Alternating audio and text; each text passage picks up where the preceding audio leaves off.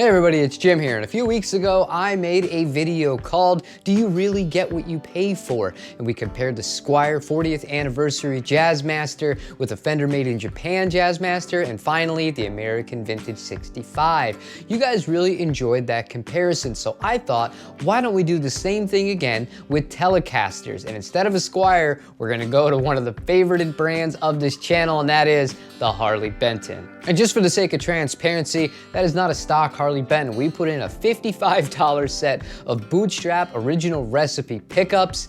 We had the Fender Hybrid Series locking tuners that actually come standard on the JV as well. That's also going to be part of this comparison. And I put in CTS pots and a three-way switch that I had lying around. So that's it. Everything else on the guitar stock, it would cost me a little over $300 for everything, and I did the work myself, so I didn't have to factor in that cost. For today's comparison, yes, it's the Custom Shop.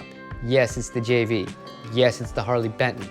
But you're not gonna see which one is which, because I want you to listen with your ears, not your eyes. So let's get started.